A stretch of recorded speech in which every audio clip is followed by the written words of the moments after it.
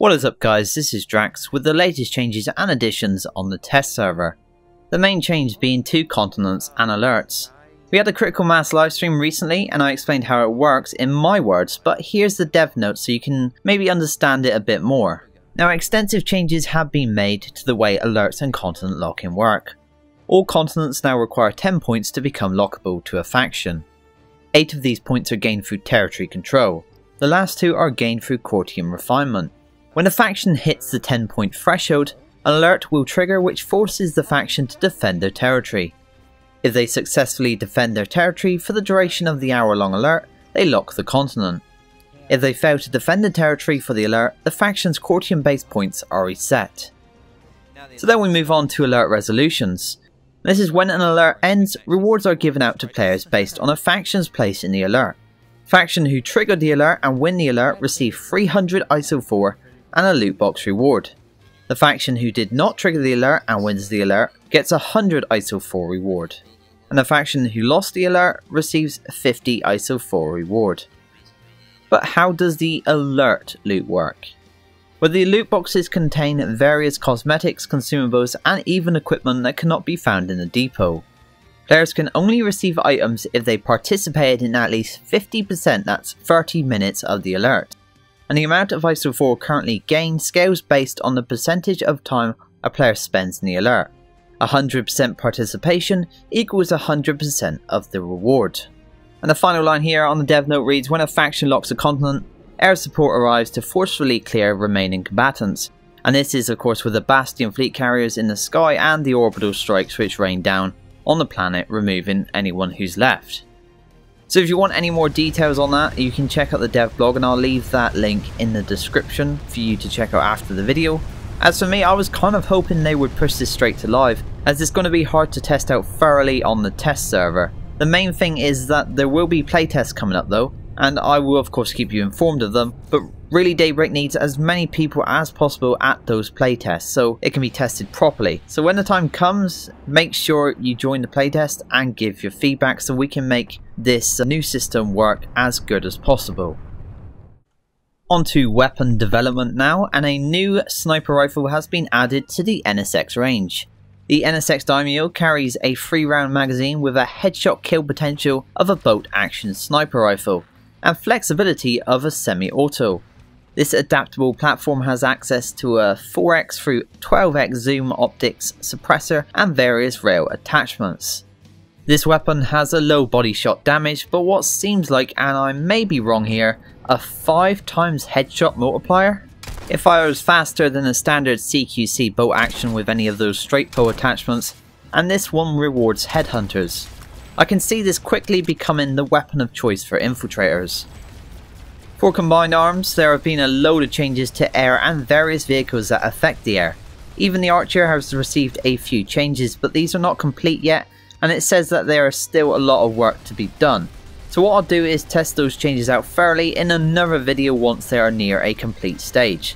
But just to pick out a few for this vid that I thought were interesting, the Archer is getting a slight damage decrease against maxes, but its overall effectiveness has gone up.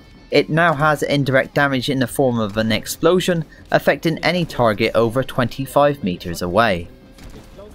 And the air-to-air lock-on missiles for the Empire specific fighters are getting a serious nerf, dealing very little damage per hit. Most air-to-air players I know aren't a fan of these on live, and in this state I doubt anyone will use them. So maybe it's actually time to just remove them instead. Let me know what you think of that in the comments. But anyway, on to the infantry changes. The ambusher jump jets have been added to the light assault class. These jump jets propel the player forward with limited vertical height. As said before, these replicate what you might be used to in Star Wars Battlefront. They're great for being very aggressive and getting in on the action quickly. Unlike other jump jet types, these are on a cooldown, instead of being more readily available. Aerial Combatant rank 5 benefit now resets the cooldown on the ambusher jump jets upon a kill. So if you do happen to get a kill and then you want to escape quickly, the combination of the ambusher jump jets and the Aerial Combatant implant will allow you to do so. The Nano Repair Grenade has also been added to the Engineer class. This grenade creates a field which repairs 50 health per second in an area. The grenade sticks to vehicles and you can only have one active at any time. My first thoughts on those grenades are that they are actually kind of weak. I would probably like to see the repair rate go up, maybe 100, 150 even, seeing as they don't stack with each other. I then noticed there was a Ravenous Weapons bundle, not mentioned on the patch notes, but I don't think it was there before, so I guess this is being put in game to help players complete the Mayhem Directive series if they wanted to do so. So now for cosmetics, and the following have been added. Sunderer Barricade body kit from Giz, the Sunderer Barricade bumper from Giz, and the Galaxy Halo Zeta cockpit from Giz. The Lynx helmet from Ginger Boy, the First Strike helmet from Ginger Boy, Armageddon helmet from Ginger Boy,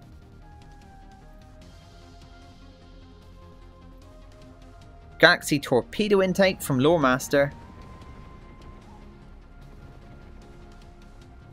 and the Primarch Heavy Assault armor from Stevio. A lot of good looking cosmetics there for you guys to customize your Sunderers and Galaxies, and also your armor and helmet of course, so you might want to pick some of them up when they reach the live servers. That's pretty much it for this one, but a few other things that I will mention but are not in the update are the two implants we saw flash up during the Critical Mass livestream. You might have missed those. This is Power Strike and Logistics Specialist.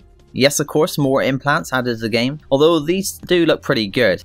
So far I'm guessing the Power Strike is for the max, possibly giving them a one-shot punch ability, and Logistics Specialist must have something to do with being a pilot or driver carrying players. There was also this shuriken shaped object in the Info's utility slot spotted during the livestream. Whatever that is, I would expect it to be fairly useful, seeing as it will replace any medkits or proxy mines which are normally used on the class. We should see these additions on the test server soon. Well, that's all I have for this one guys, hopefully you've enjoyed the video. For more updates, reviews, tutorials and gameplay, leave a like and don't forget to subscribe to the channel. As always, thank you for watching and I will see you next time.